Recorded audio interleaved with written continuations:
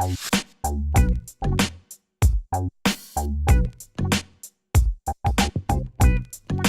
right, once again, welcome to RSG on the road at the Maui Invitational. And as I told you throughout this process, I'm going to be bringing, the fam back together. You know, folks that you longtime listeners have had a chance to hear, but some of you new folks will be getting a chance to get introduced to. Before I do that, I want to remind everybody that we have incredible sponsors.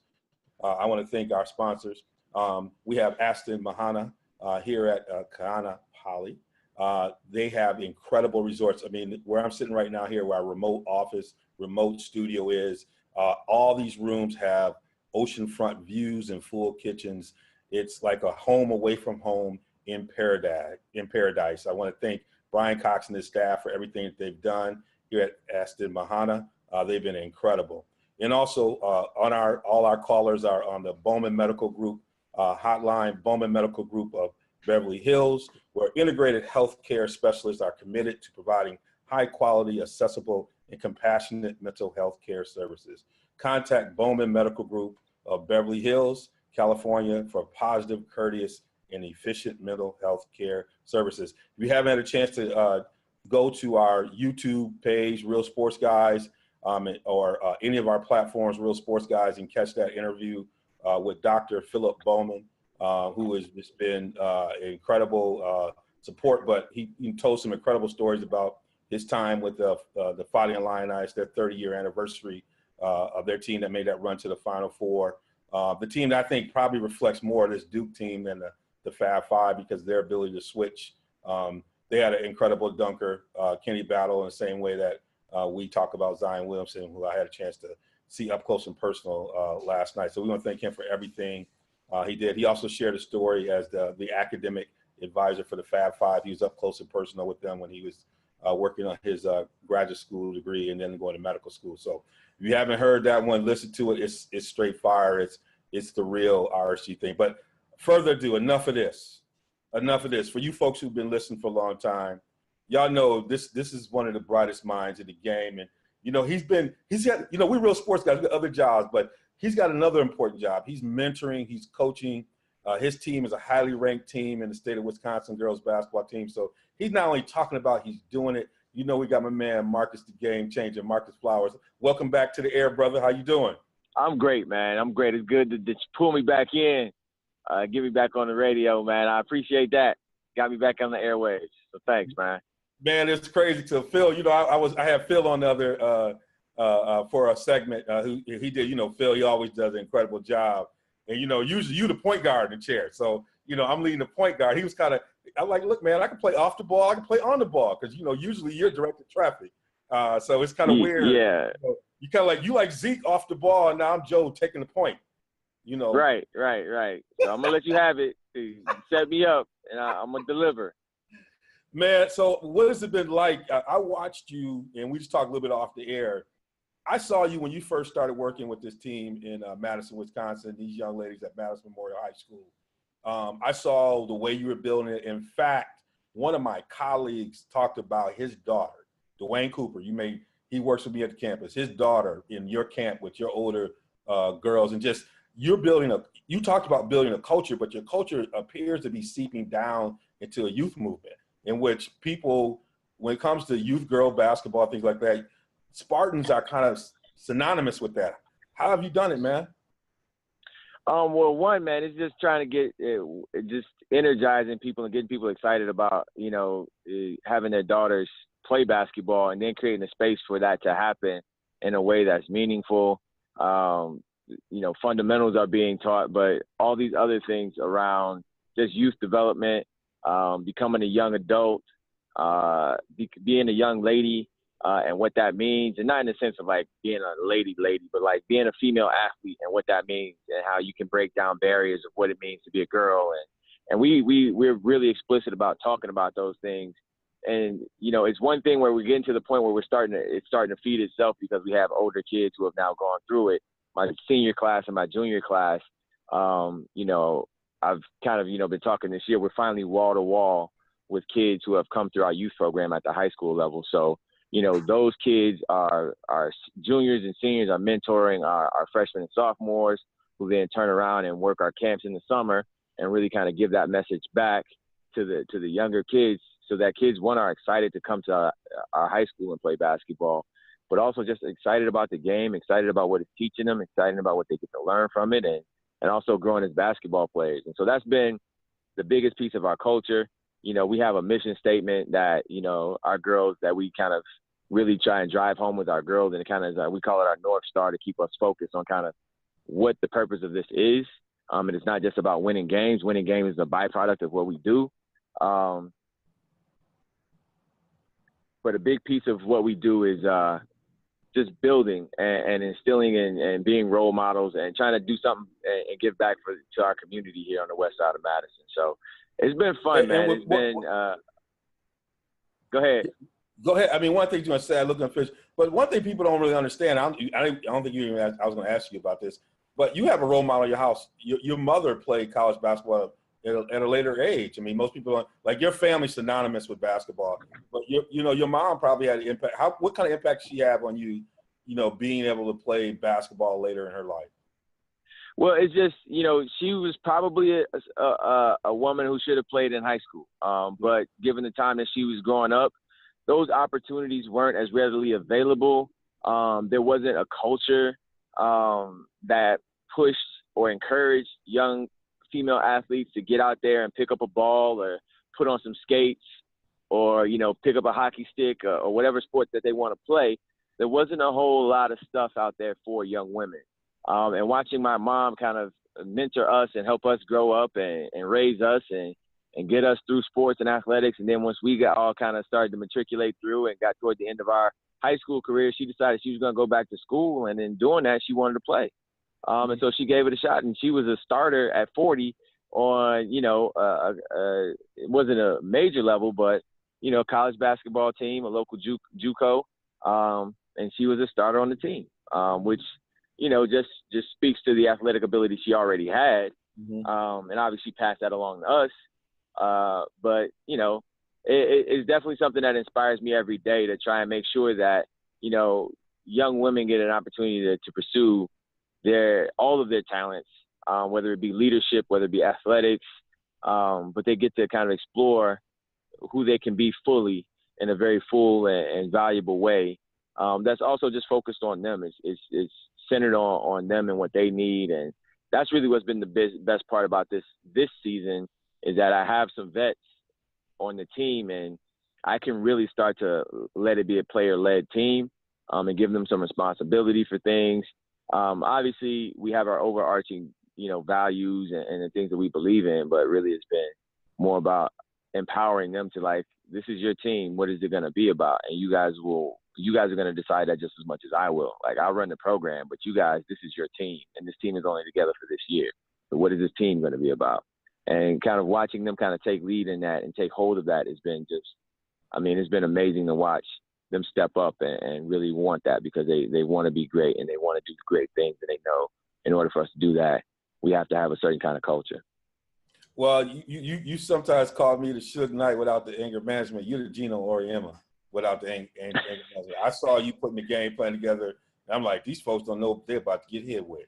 When I saw all them young players you had and your patience with letting that grow, I'm like, oh, it's about to be a tidal wave up here that folks are not ready for. So I appreciate everything that you're doing for the community.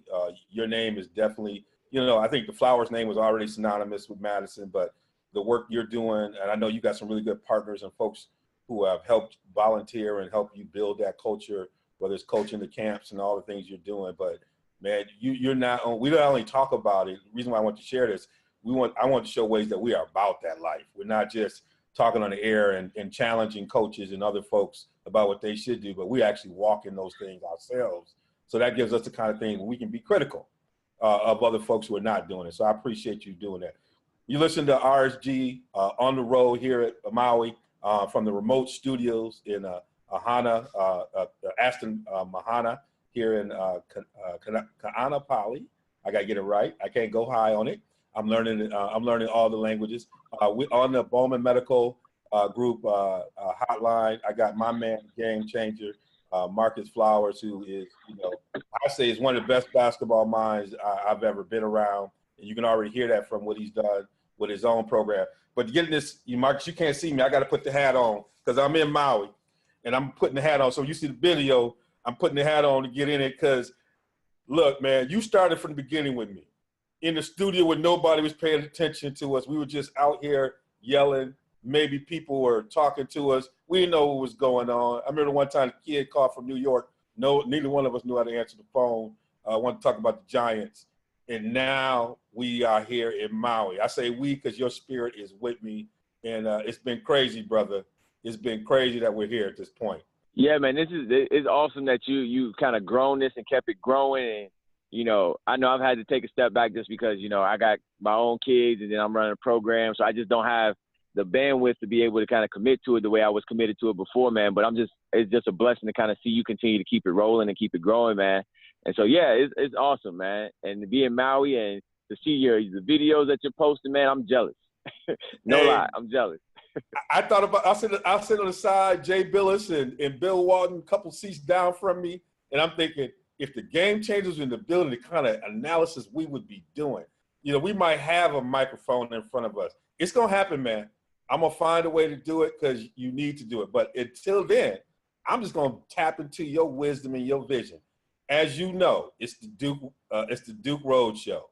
A lot of people have been talking about Duke. They talk about the Dookie craze and everything else. Just in general, what's been your impression with this team watching them? So, I mean, you got the three headliners with Reddish, Barrett, and Williamson. But they have some other good players in Bolden and Jones. They are going to be a tough team as they continue to develop. It's going to be interesting to see how Coach K continues to develop the systems and the identity of this team over time. Right now, they're kind of overwhelming everybody with just sheer talent. They're just that much more talented than a lot of teams. It'll be interesting to see how they continue to develop and then leverage that talent and maximize it. And that's what, you hope Coach K can figure out. And there have been times where Coach K hasn't maximized and leveraged his talent because he can be too much of he can get too much caught up in his own philosophies and not be flexible enough. And those are sometimes the situations where we see his teams get knocked out early in the tournament. But with this group, there's so much talent that I just can't see. There are lots of ways you can make this team work, and it's going to be interesting to see how he does it because he has several multi-dimensional players. The one that stands out to me the most is Zion. I think he's something we've never seen before. And I think in the same way Chris Webber and Juwan Howard on the Fab Five teams were modern 2018 power forwards, right? Could stretch the floor, could handle the ball, could make decisions with the ball, could guard multiple positions. Zion may be something that we just and who knows if there's ever going to be because his physical profile is so unique and so different. I don't know if we'll see something like him again physically, but just his style of play and what he can do, he might open the door for other guys who have a similar body type. I don't think you're going to have a guy with his body with a 48-inch vertical. I think that makes him completely unique. But being as strong as he is, as young as he is, because they list him at 285. Yeah. He's a freshman in college. And everybody goes to college and you get on a weight program and you're going to put on 20 to 25 pounds of grown man muscle. Between that 18 and that age of 18 and 22, everybody gets bigger by 20 to 35 pounds. You know what I mean? And so, imagine this young man at 3-something, because that's what you're looking at. If he gets any bigger, he's at 3-something with that level of explosiveness and still having some floor game, some ball handling skills, some passing skills. He could go into a situation where he's playing the 5 and he'll play some 5. I think eventually you'll see him playing 5 at the collegiate level. But even as a pro, you can see him playing 5 in a 5-out system and not losing a whole lot offensively or defensively, and being just a nightmare matchup for bigger players. But being able to cover bigger players and also switch out on the guards. So it'll be interesting to see how he develops physically, because I think his physical profile is going to determine kind of what happens to him at the next level. Yeah, what's crazy about him, and I talked to Coach K and asked some questions. He played point guard, I think, up until about 9th grade. And when you watch him, his ability to handle the ball, and he's got a nice, soft J. And so, I mean, if you thought about Draymond Green with a really good J, but with, I think, better, smoother point guard skills. It's one of those weird dynamics when you watch him. One of the things I did notice about him in these 2 games, and I asked about it, was how he's dealing with frustration. Because as you play against more veteran teams or teams that know how to play, a kid like that, they're going to try and take away his space. From the time he gets across half court, he's going to have somebody in his body and somebody who knows how to do it. And talk to him about how do they, help him transition through that frustration. If you notice, he's been sitting down early. Couple fouls. He had a third foul about, way away from the hoop, showing some frustration, but then he settled down. And so, like you said, it's also about how he's going to deal as he gets to greater competition, where people have seen the clippings, but some of these older guys are not about to just be out here and let him just have his way. So it was been interesting. The other person I was really intrigued by, and I love to be Trey Jones. Just, his brother Tyus is a little bit different, but, Coach K talked about positionless basketball, but it was clear yesterday that Trey's a floor general in a way. I was impressed up close. At first, like you said, the 3 headliners, and last time on a podcast we had, I almost called him the Pip.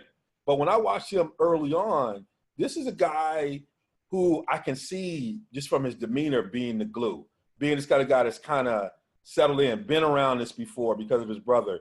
What's your impression of him?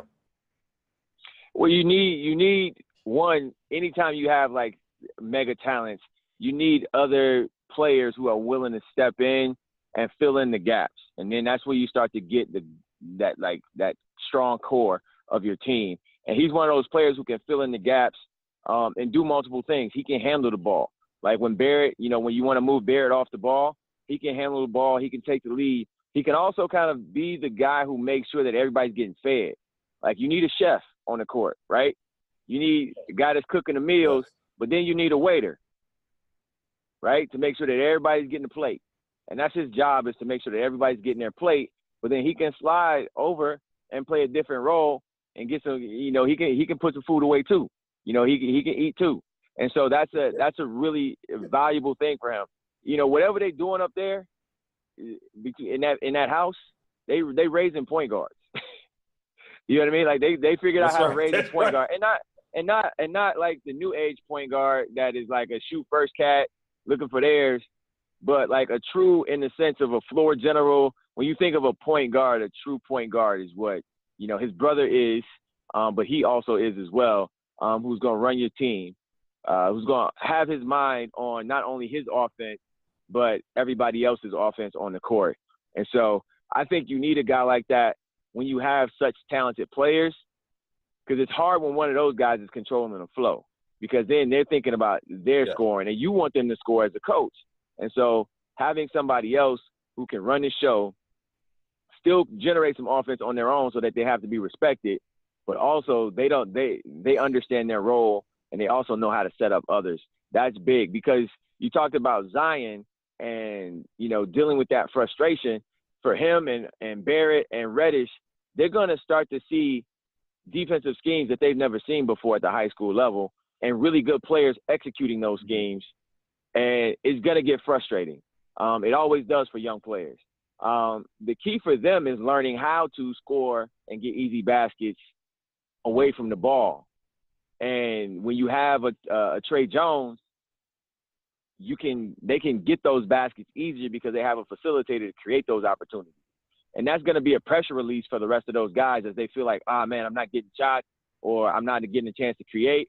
But they can get into the game by moving off the ball, cuts, finding those easy buckets here or there. And when you have a setup guy to do that, it releases some of that pressure, which helps those other guys stay level, stay even, and continue to play within what you're trying to do offensively.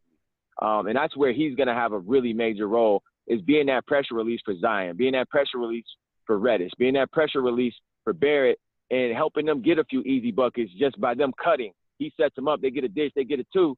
now they kind of get, everybody, when you get a bucket, you just get your swag just goes up a little bit. You just feel like, now, okay, I'm in the game. I'm here. Let's go now. And so sometimes you create that on your own, but then sometimes you need somebody to create that for you, especially when you're seeing things that maybe you've never seen before, which is going to be an adjustment for all of those guys, particularly once they get into the ACC season, when coaches are going to start to lock in on preparing for them a little bit more. That's when Trey Jones is really going to show his value. You mentioned Juwan and you mentioned Chris. Is it too early to make these Fab Five comparisons between this team? And I know people are asking Jalen about whether or not, Zion would start on the Fab Five, but is it too early to make these kind of comparisons? And can you, given the context of the teams? Yeah, I think it is too early, and it's just a very different type of situation now. One, I mean, there ain't five of them. Let's start there. It's not five of them. You know what I mean? Like that's what I was. I mean, like, we can't be that lazy. I mean, that's always our big critique of the media in general, is that sometimes we create these lazy narratives. But they're not the Fab Five, and that's okay. It's not disparaging them at all. There's something different, and there's something new, and we need to embrace that, right? And not feel like we need to compare them to something that's happened before. There's something like that, but it's a very different situation. And so I think those comparisons are a little premature and just off and kind of lazy and unimaginative. And I think we can do a better job of figuring out, like, who is this team really? Because, I look at Zion Williamson, I see Larry Johnson. I look at Cam Reddish, and I see a little bit of Rip Hamilton in his game, a young Rip. I look at R.J. Barrett, and I think if T-Mac would have went to college, that's what he would have looked like, right? So I think they're very different player types and a very different type of team.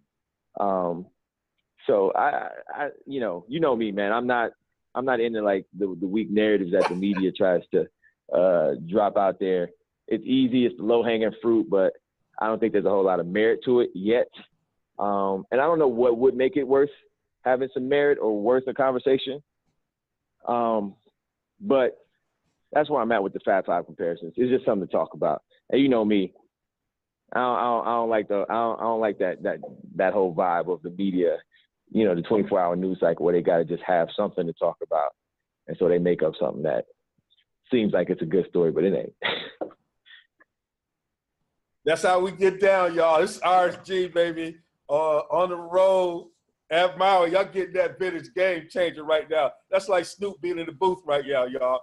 This is like Dre was on the stuff and Snoop was in the booth dropping it right there. This is where you were there. You're hearing it right now. We're at the remote studios here at the Aston Mahana on the Bowman Medical Group hotline. I got my man, the game changer, Marques Flowers. Man, he's killing it.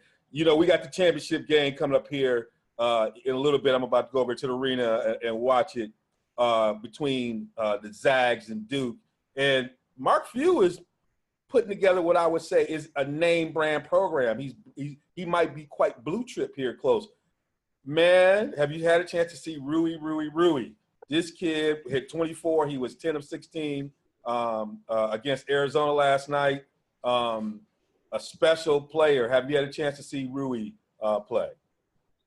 Yeah, so I was put on the Rui last year, and I was hoping he would have come out in the draft last year because I'm a Milwaukee Bucks fan, and he would have fallen in that range where the Bucks were drafting, kind of around that 18, 19, 20 range if he would have come out in this year's draft. I loved his game last year. He's long, he's athletic, he can put it on the ground, he can score inside, he can slash. I think he's gonna shoot up draft boards. I think he will be a player that is gonna be kind of the modern NBA wing that everybody's looking for. I like to call him, Otto Porter, from the Wizards, former Hoya. Otto Porter with a more fiery motor. Yep. Because I think he can be a very efficient scorer at the next level because he won't have to do so much. He'll be a guy who will need to play off of others. So if you have some other cornerstones, he's a great third, fourth guy. And that's what I think if he develops into what you want him to be, and he's your third or fourth guy, then you got a really good team, and he can be that on a championship team. And it wouldn't take away from who he is as a player. Like some guys, in order to be that third or fourth guy, they're going to have to cut off a big part of their game.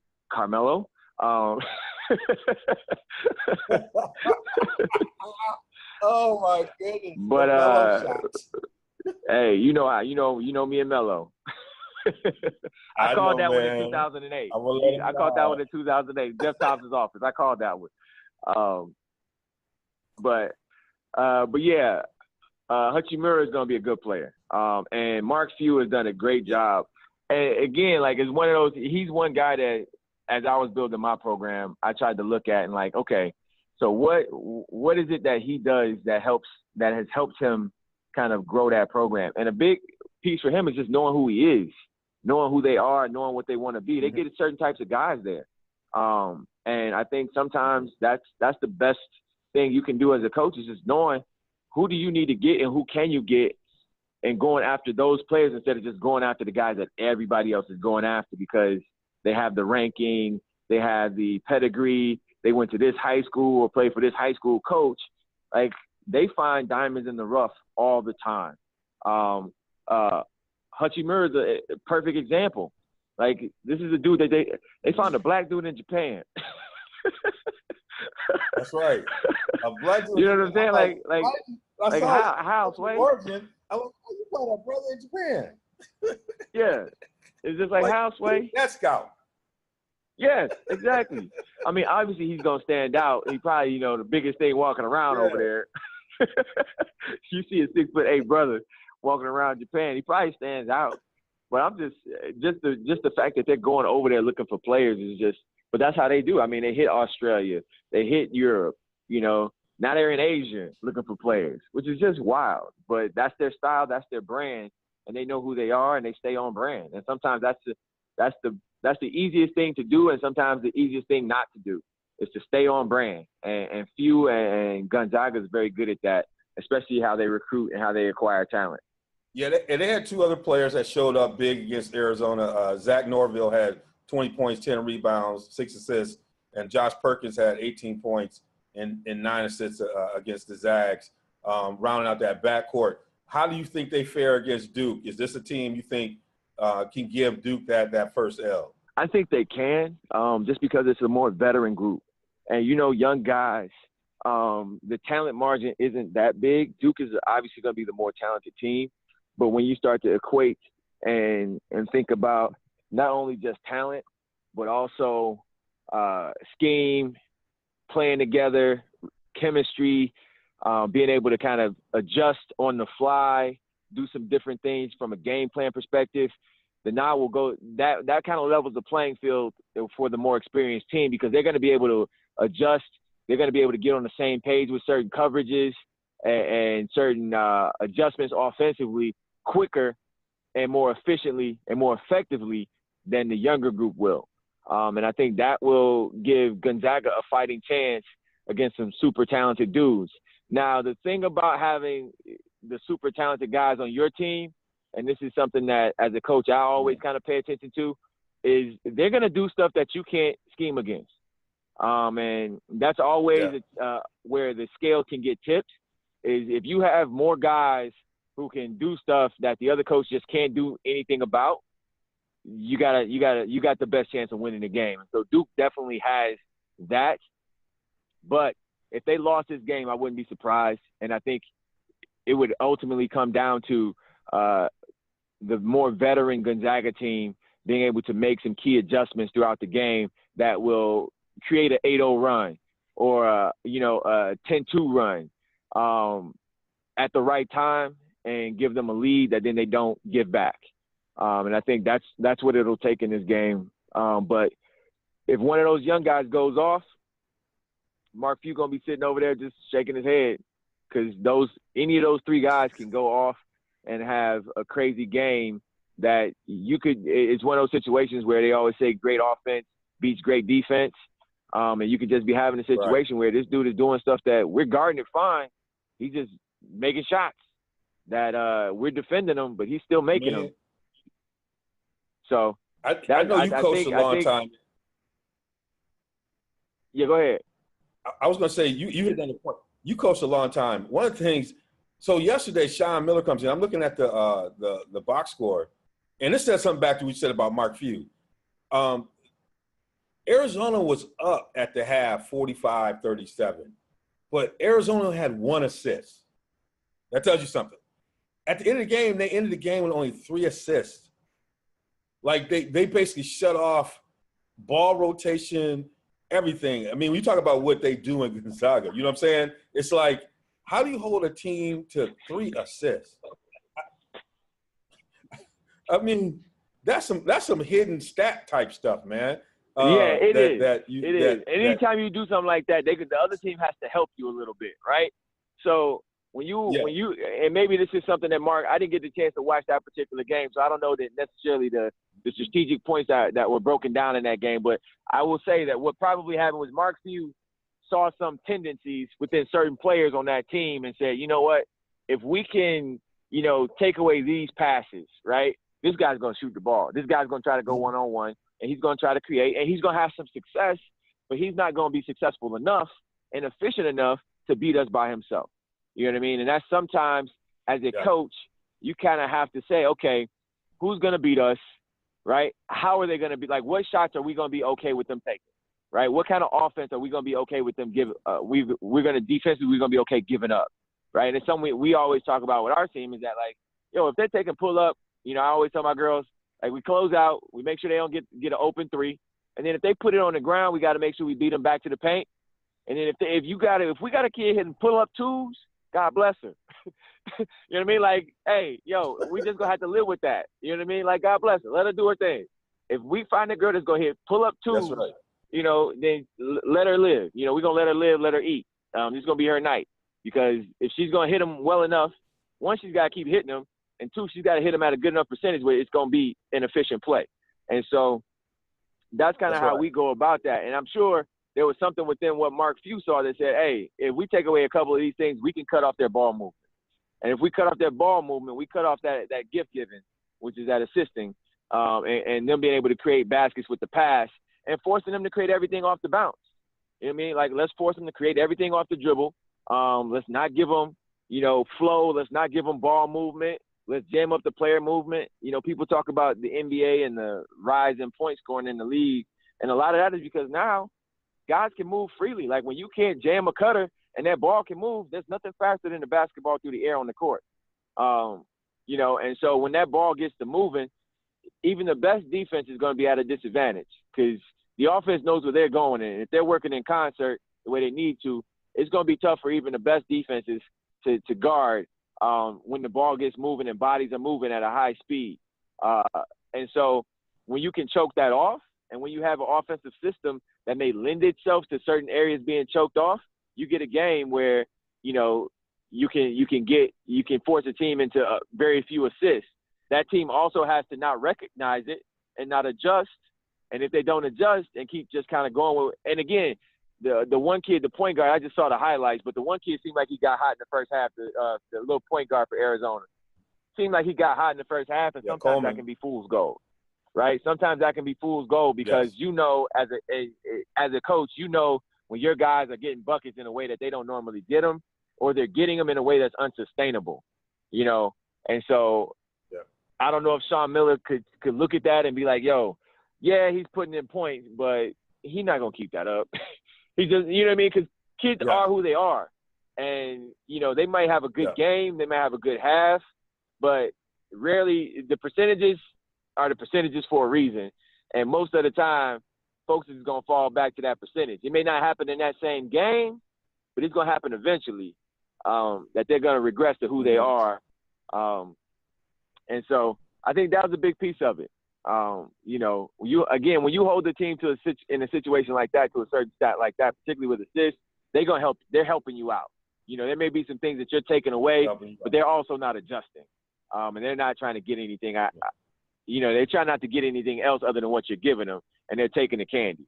You listen to RSG on the road here from our remote studios at Aston Mahana on the Bowman Medical Group hotline. I have my man, the gut game changer, This has just been an incredible run. We bring it back. This is one of the originals, right? The original member of the game who started out with me, who took the text from me when I was flying to LA. He said he was in. For those of you who haven't heard him, you're getting a treat this morning. This next segment I call Unsigned Hype. You know, one of the things about coming to an event like this, you see some people that you quite didn't know. Now, you may know them because you're more in the game probably than I am, but there's a young man named Jalen Harper that plays for Auburn. It's just giving people the business. Can't be taller than 5'7", 5'8", 10, 5'9", 5'10". Actually, in the game before, came down the middle of the lane and dunked on the whole team.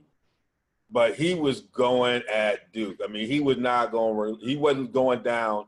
And in his backcourt mate, Bryce Brown, Auburn got a backcourt that might be, to me, like the most less known, non-known backcourt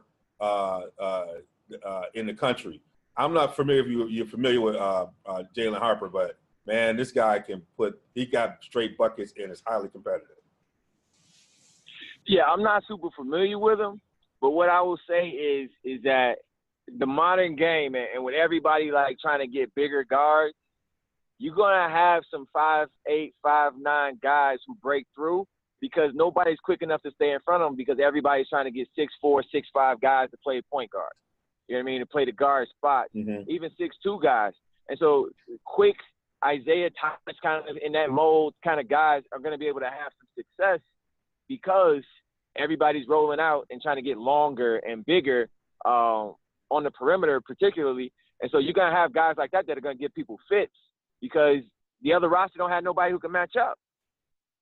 You know? And if you don't have a matchup for a guy like that, you're going to be playing disadvantaged basketball all day because he's going to be constantly breaking you down, beating the first guy, getting in the box, getting in the paint, drawing another guy, and now that ball starts moving out, and now like everybody's trying to recover, and you're in constant recovery, and so that's I could see how a player of that caliber, that type of player could be causing people fits in a tournament situation because you don't get to scout very well. You know, your scout's limited with what you got. Everybody's only played a couple of games. And you're kind of limited by your personnel in general when you got a guy that is that small. Usually that guy is playing because he is lightning quick, right? You don't get slow 5'9" guys making it at the high major level. So, you know, if you got a 5'9" dude, he out there because he is a blur. And so in that situation, you got to find somebody who's quick enough to stick with him laterally and north and south. And so there aren't a lot of guys who have the physical tools to be able to hang with a guy who is that quick at that size.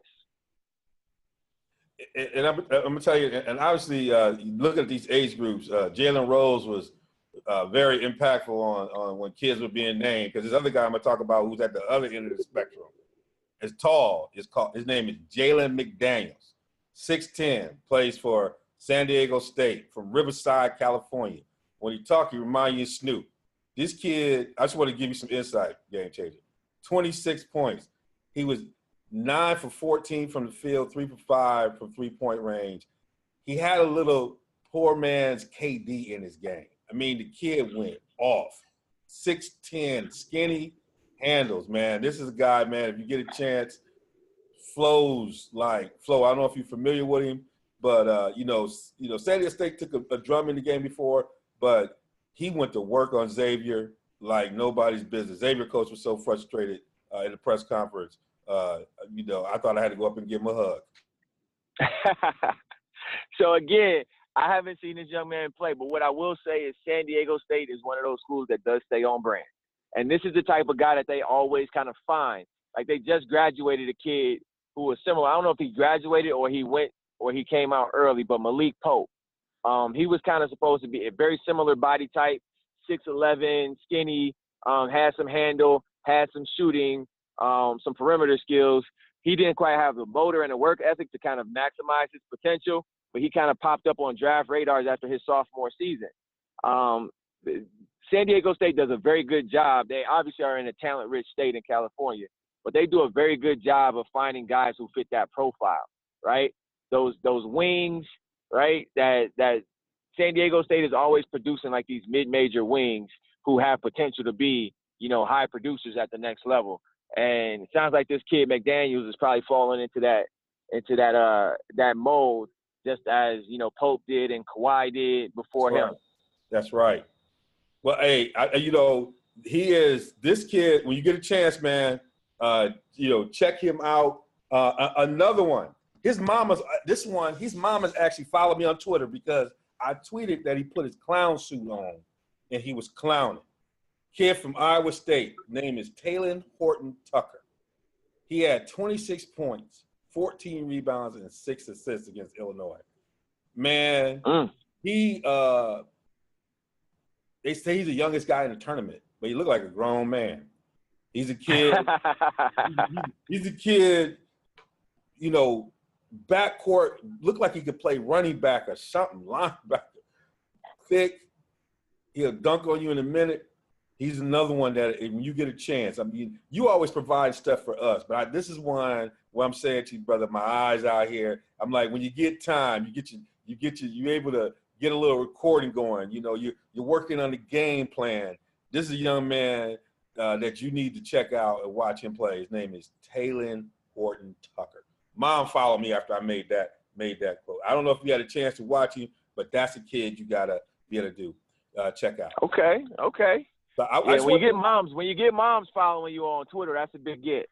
That's a big get, man. I wasn't gonna tell him that at the press conference, but I didn't want to, create nothing crazy. But I was, man. There's a couple things I want to get to before I let you go, and I really appreciate the time. I know you're trying to keep this going. You just came off a victory here, I believe, yesterday. And I know you guys get down here. This is the big holiday weekend for high school basketball, so I know you got stuff going on. Couple things I want to hit you on. One of the things I'm doing out here, and I just interviewed Dr. Philip Bowman, who played on that Fighting Illini team with Kendall Gill. He was really their spacer, the guy who could knock down the jumpers. A good friend of mine, also our sponsor here. I had him talk a little bit about that run, as well as his work he did with the Fab Five when he was in graduate school as an academic advisor. But I really love that team. I had a chance to watch them in Madison play against Trent Tucker, Trent Jackson, and Rashard Griffin, that whole squad up at Madison. Had a chance to watch them play against Michigan in Glenn Rice's final game where they got blown out by Illinois. That was a team that I don't think people talk a lot about. You grew up in Illinois. You're a Chicago native before, by heart. You spent time in Madison, but I know you're aware of this team. What was it like when the Fighting Illini are around? So, I grew up on the south side of Chicago. And King High School on the south side, it produced Rashard Griffith. But Marcus Liberty was one from there that went to UI and was an Illini. And he was kind of also a part of that era as well, when the Illini were recruiting Chicago real hard, keeping guys at home. And it was just Liberty was one of my favorite players. You know what I mean? And so when you had Kendall and all those guys on that team, everybody was it was when the Illini were hot, man. And the Flying Illini, everybody was out there rooting for them. Everybody had their Illini shirts.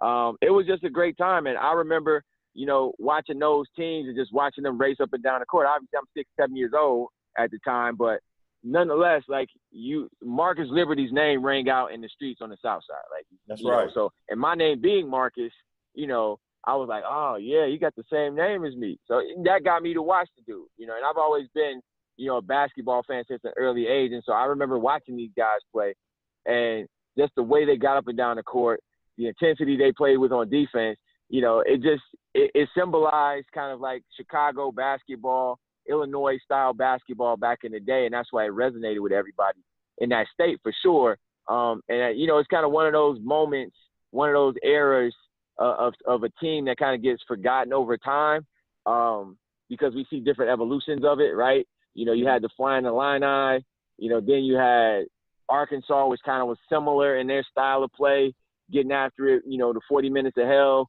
You had guys getting up and down the court. And so you have these different iterations of similar styles, like along the same genetic makeup line, right? You have different evolutionary stages of it. And so, the flying the line out was kind of one of those early stages of a fast, up-tempo, full-court defensive kind of style with long guys. And when you think about how the game is played today, that's what they were, right? They were like the switchable, positionless defensive team where you got a 6'5" point guard and Kendall Gill. You got 6'7", 6'8", 6'9" across the front line, and everybody can cover everybody. And now we see that more as the desired style of play. But during that time, they were different. They were the other kind of way to play. And everybody was kind of playing traditionally with a power forward, a center, a point guard, a two guard, and a small forward. They were kind of different in that way where they had those positions just nominally, but when it came down to how they actually played, there was a lot of interchangeability within that team. Yeah, man. I really loved it. I love watching those teams. And like I said, close with some of the players on Michigan's team, obviously with PJ playing for that team, being to see that up close and personal. I mean, I always say this is a team that I think a lot of people forgot about because obviously, Glenn Rice went on that run that's still in the record books. Steve Fisher takes over after Bo Schembechler tells Frieder that he's going to have a Michigan man coach a Michigan team after taking that 30-point loss or whatever, 20-point loss from Illinois on senior day. So, but it's a team that we're going to try and feature on a little bit here throughout the year. They're going to have a big reunion here in February, I believe, and so we'll keep our eyes open. And as we close out, it's NBA season. This is where you make a lot of your stuff. A lot of beef in the streets early on, fights, folks getting testy. I even had Bob Myers out here with Dunleavy Jr. Out here in Maui. Obviously, they're handling that situation with KD and Draymond, and they're trying to figure out where that's going as well. You got LeBron experiment in LA, and with Magic going off on Luke whatever, trying to raise. There's a whole bunch going on. You got the East, maybe power in the East taking over. What's some of the things that you picked up when you've had time, given you trying to win a state championship? What are some things you picked up in this early part of this NBA season that's kind of intrigued you? Yeah, so even if I don't have time, I stay plugged into the NBA, right? That won't change. I will figure out through my podcast diet. I stay plugged into the league. So there are a couple of things that I've been kind of very interested to start out the season. Obviously, the Minnesota Jimmy Butler thing has just been really intriguing just from as a coach. I watch these situations unfold and just think about, like, if I had a situation like that, how do I handle it, right? How do I sustain my culture and deal with a player? Now, I can't trade a kid from my team, right? I can't trade a high school kid. But just thinking about it in that way, and Jimmy Butler moving from Minnesota to Philly and how that's going to impact the East, which has been bolstered by the growth of some teams at the top. So you got Toronto, which looks really good. And, the thing about the teams at the top of the league is you have to have wings who can guard multiple positions. You need to have a lot of them. And Toronto has that with Kawhi, Anunoby, Siakam, Powell. I mean, they just got a slew of guys at that 2 through 4 spot. Danny Green, who can guard multiple positions, which is going to make them a team that can compete with Golden State. Whether they will, we'll get to that point. That'll play itself out over the course of the season. We'll see in June. But then also you have the rise of Milwaukee, who finally got a coach that has put them in an effective style of play and an effective system. It kind of forced Philly's hand to make a move. And so it's going to be interesting to see how that plays out, because now the East, I think you got 4 really strong teams with Boston, Toronto, Milwaukee, and Philly. Of those teams, I still think Boston and Toronto are the cream of the crop. I still feel like Milwaukee is going to be a great regular season team. I don't know if they have enough defensively to be able to win big in the playoffs and make it to the finals. There's going to be, I think, their situation at the 5 is a little shaky. Just once you get into the playoffs, centers that have to drop against the pick and roll, and they've experienced this already this year when they go against teams that have guards who can hit mid-range pull-ups off the bounce or shoot threes off the bounce. The Lillards, McCollums, Kemba Walker lit them up at the beginning of the season. those teams tend to beat the Bucks. So it'll be interesting to see kind of how all this plays out in the East. But Philly getting Jimmy Butler, I think, is going to be a very interesting pickup for them. Out West, I just feel like I'm going to get fatigued of the KD free agency talk if we're going to go this hard already. You know what I mean? If we're going this hard on the KD free agency talk in November, I'm going to get tired of it because nothing's going to happen until July. That's so, right. like, let's just, like, let this play out. The Draymond situation, Draymond being Draymond. I mean, Draymond is the type of cat, when you got him on your team, he going to piss some people off and he going to say something he don't need to say. But that's also why you love him. You know what I mean? It's because he's going to piss you off and he's going to say some stuff he don't need to say, but it might need to be said. Now, I don't know all the ins and outs of this particular situation. Ultimately, they're going to be fine. But, I mean, they're getting to a point where this crew, they're going to have to be creative in how they create the next version of a championship team out there.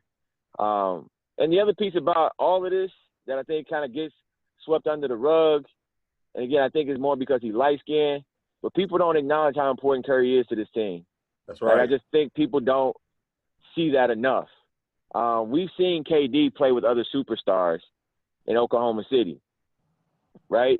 Mm-hmm. And we've seen that he can be great, and his team can be just all right or really good. When Curry's on, his team is always at the top of the league. That's right. Period. When Curry doing his thing, his team is always at the top of the league. And so sometimes we forget that. I think, and when he's out, we get reminded that Golden State isn't invincible, and he is a major part of what they do. You know, I think there's a whole piece about people kind of doubt him because he hasn't won a Finals MVP or he hasn't had like a playoff where he's gone nuts. But I just think, like, they're not them if he's not there. Like, he's that important. Like, you know, it's like you can have Bill Belichick's playbook, but if you ain't got Tom Brady, you ain't the Patriots. You know what I mean? Like, it ain't finna work. And I feel like that's the thing that people don't realize about Golden State is that, like, you can run their stuff. You ain't got Steph. Even when they don't have Steph, they ain't the same. It ain't working the same. And so that's the thing that I think that people don't give him enough credit for. Well, hey, and I want to finish a little bit on, I think you might touch a little bit on LeBron and how that thing's working in L.A. You know, do you see the LeBron blueprint coming together, or is this just going to be about, you know, making the movies, winning a little bit, enough to keep people interested, and then closing the door and closing the chapter? I think this summer is going to tell the tale. This season is just about him being out in L.A., you know, being able to get some projects. I think he, like, needed a year to just kind of like, let me just get into this other stuff and get my ducks in a row. And then next year, let's talk about a championship. But this first year, I'm finna do some of this other stuff. I already got lined up. I think that's what LeBron is on this year. Let's see what these other young guys can do. I think it's good for them to kind of just figure out if they're going to win a championship and they're going to try to go for a championship in the next 2 or 3 years, they have to figure out what they have in Ingram, what they have in Kuzma, what these young guys can do. And if they need to move them, they have to figure out if Walton can coach a championship team. They have to figure all of that out. This year is going to let them do that. Then hopefully they will have done that, evaluate it, and then they'll be able to expedite the process this summer and decide who needs to go, who needs to stay. This year is going to give them all the data that they need for the moment to make whatever decisions they feel like they need to make going forward.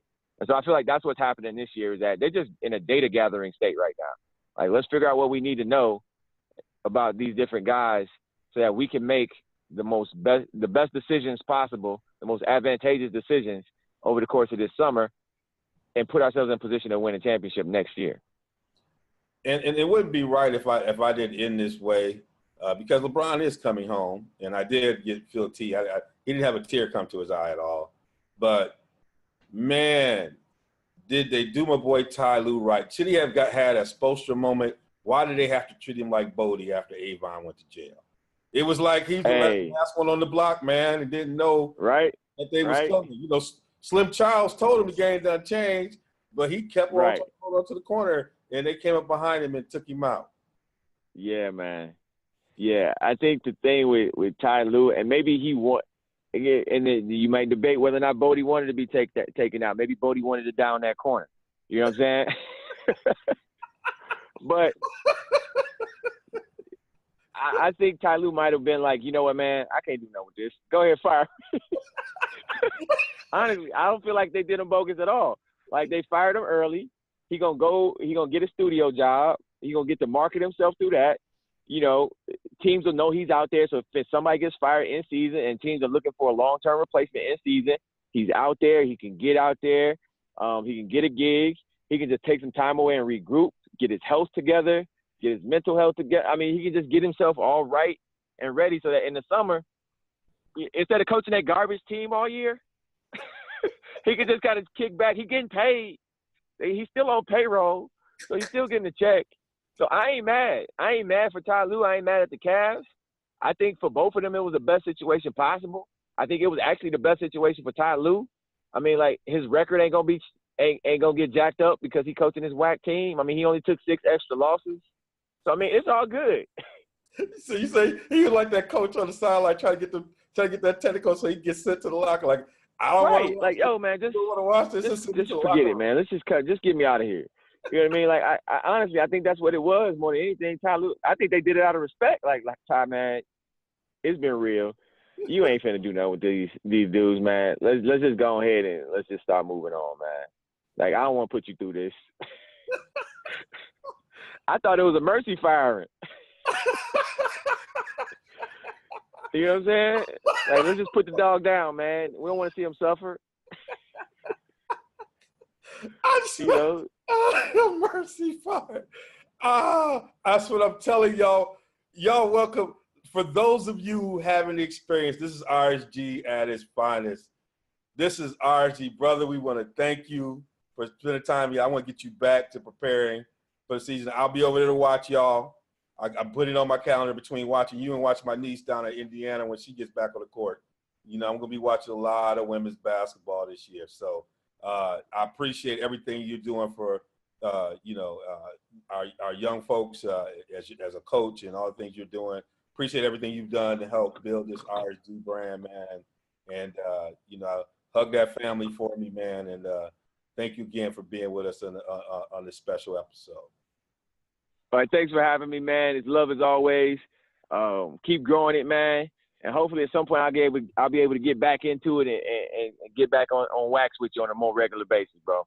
That's what it's all about. Hey, man, this is Marques, the game changer. This is RSG on the road from our remote studios at Aston Mahana on the Bowman Medical Group hotline. We want to thank everybody for being with us.